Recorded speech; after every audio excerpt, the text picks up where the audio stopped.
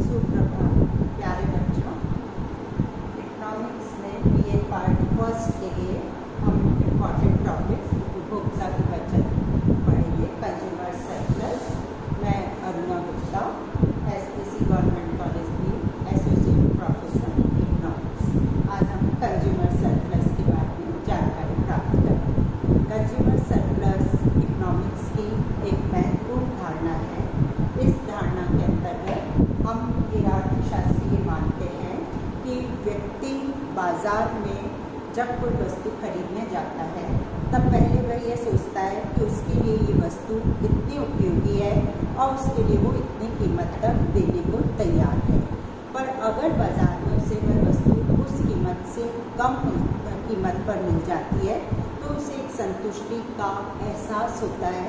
ये संतुष्टि का एहसास ही कंज्यूमर सरप्लस या उपभोक्ता की बचत कहलाता है। यानी वो अपनी उपयोगिता के अनुसार वस्तु के लिए जितनी कीमत देने को तैयार होता है और जो कीमत वास्तव में उसे देनी पड़ती है, उन दोनों का अंतर उपभोक्ता की बचत कंज्यूमर सरप्लस कहलाता है। सबसे पहले मार्शल ने इस अवधारणा का प्रयोग किया और उन्होंने ये बताया कि व्यक्ति किसी वस्तु के उपभोग से वंचित रहने की अपेक्षा उसके लिए जो कीमत देने को तैयार होते हैं और जो कीमत वास्तव में उन्हें देनी पड़ती है, उन दोनों का अंतर ही उपभोक्ता की बचत। मार्शल का विश्लेषण सीमांत की धारणा पर आधारित है, जिसमें सीमांत उपयोगिता और बाजार कीमत के आधार पर हम उपभोक्ता की बचत को मापते हैं। जैसा आप सबको पता है कि मार्शल के सीमांत उपयोगिता ह्रास नियम के अंतर्गत सीमांत उपयोगिताएं क्रमशः कम होती जाती है। उसी पर का ये सिद्धांत आधारित है। इसे हम एक एग्जाम्पल की सहायता से समझते हैं। तो जैसे हमने संतरों से प्राप्त उपभोक्ता की बचत को लिया है कि कोई कंज्यूमर है, वो संतरों का उपयोग कर रहा है। पहली इकाई से उसे 6 के बराबर, दूसरी से 5, 4, 3, 2 इस तरह से सीमांत उपयोगिताएं मिलती हैं और सीमांत उपयोगिताओं के अनुसार वो अपनी कीमत देने के लिए तैयार होता है। लेकिन बाजार में एक ही कीमत प्रचलित होती है और वो 2 रुपये प्रति इकाई है, तो उसे हर इकाई की कीमत देनी पड़ती है 2 रुपये। तो प्रारंभिक स्तरों पर जब सीमांत उपयोगिताएं ज़्यादा है तो जो उसे अतिरिक्त प्राप्त होता है वह अतिरिक्त ही मार्शल के अनुसार उपभोक्ता की बचत कहलाता है। एग्जाम्पल को हम डायग्राम के माध्यम से समझाते हैं। ओ वाई एक्सिस पर हमने सीमांत उपयोगिता और वस्तु की कीमत को लिया है और ओ एक्स एक्सिस पर संतरों की मांग मात्रा या उनकी इकाइयों को लिया गया है। इसमें पहली इकाई से 6 के बराबर, दूसरी से 5 इस तरह सीमांत उपयोगिता को दिखाया है। 2 बाजार कीमत है जो कि सब जगह सेम है, लेकिन इस बाजार कीमत से ऊपर का जो ये वाला पोर्शन है ये उपभोक्ता की बचत है, क्योंकि यह वह अतिरेक है जो वो महसूस करता है, जो वह देने के लिए तैयार था पर वास्तव में उसे देना नहीं पड़ता। ये जो स्थिति होगी अविभाज्य वस्तुओं की। विभाज्य वस्तुएं जिन्हें हम बहुत छोटी छोटी इकाइयों में बांट सकते हैं, तो उस स्थिति में ये डायग्राम इस तरह का बन जाएगा और ये वाला पोर्शन मार्क कर लें हम, जैसे इसे ए बी सी, ये उपभोक्ता की बचत कहलाएगा, क्योंकि ओ ए सी डी बाजार कीमत है, उसके अतिरिक्त जो ऊपर त्रिभुज बन रहा है ए बी सी, वह कंज्यूमर सरप्लस उपभोक्ता की बचत को बताता है।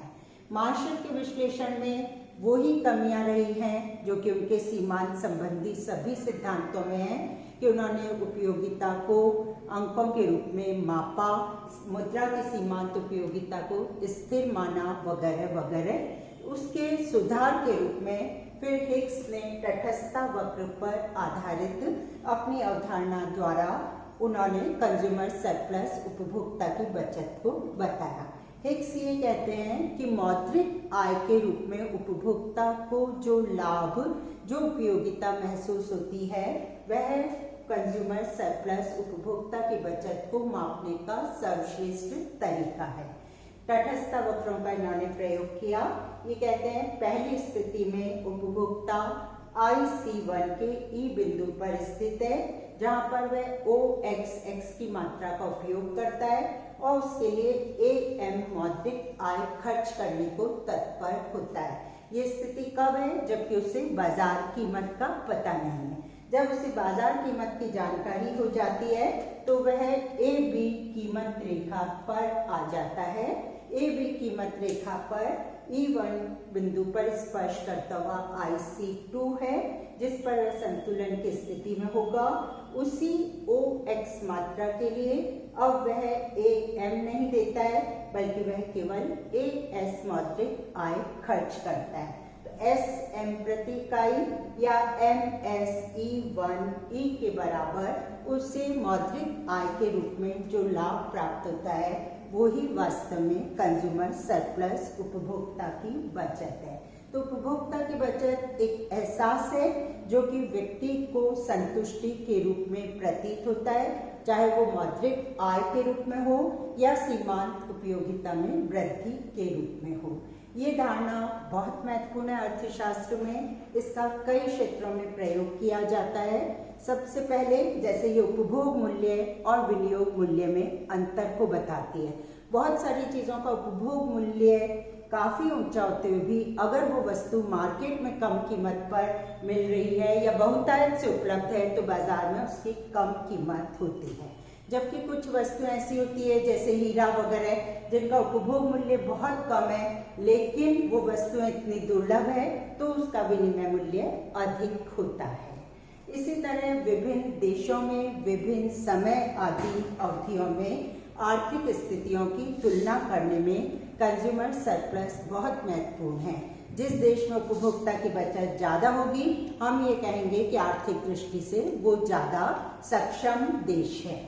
एकाधिकारी मूल्य निर्धारण में सहायक। वैसे तो हम ये बोलते हैं कि मोनोपोलिस्ट अपनी कीमत स्वयं निर्धारित करता है, कितनी भी कीमत निर्धारित कर सकता है, लेकिन वो सारे विश्लेषण में कंज्यूमर सरप्लस या उपभोक्ता की बचत का ध्यान रखता है। जिस क्षेत्र में उपभोक्ता की बचत ज़्यादा होती है वहाँ अपनी वस्तु की कीमत ऊंची रखता है। अगर उपभोक्ताओं को कम बचत मिल रही है तो वो वस्तु की कीमत उतनी ऊंची निर्धारित नहीं करता है। इसी तरह अंतर्राष्ट्रीय व्यापार के लाभों के मूल्यांकन में सहायक। कि अंतर्राष्ट्रीय व्यापार से किस देश को लाभ होगा, ये इस पर निर्भर करता है कि व्यापार करने के उपरांत उसकी उपभोक्ता की बचत में वृद्धि हुई है अथवा नहीं। तो ये एक मापदंड है जिससे हम अंतर्राष्ट्रीय व्यापार के लाभों का मूल्यांकन कर सकते हैं। इसी तरह लोक वित्त में कंज्यूमर सरप्लस का बहुत महत्व है। सरकार किस तरह से करारोपण करे, किन वस्तुओं पर अनुदान दे, ये सब इस पर निर्भर करता है कि कौन सी वस्तुओं से कितनी कंज्यूमर सरप्लस प्राप्त हो रही है। विभिन्न परियोजनाएं चलती है, विभिन्न प्रोजेक्ट्स चलते हैं, उसके लिए पहले लागत लाभ का विश्लेषण किया जाता है कि इतनी धनराशि पर खर्च होगी और इनसे कितना लाभ मिलने की उम्मीद है। तो वो लाभ मिलने की उम्मीद कंज्यूमर सरप्लस के माध्यम से आंकी जाती है। इस तरह से उपभोक्ता की बचत की अवधारणा अर्थशास्त्रीय विश्लेषण में महत्वपूर्ण स्थान रखती है और विभिन्न क्षेत्रों में इसका महत्व और उपयोगिता साबित होती है। धन्यवाद।